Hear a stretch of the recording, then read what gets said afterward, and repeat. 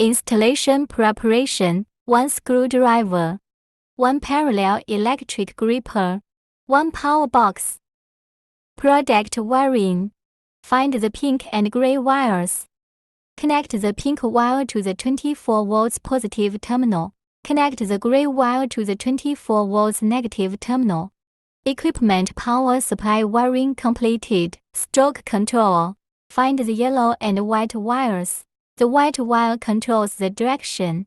The yellow wire pulses each time it touches the negative.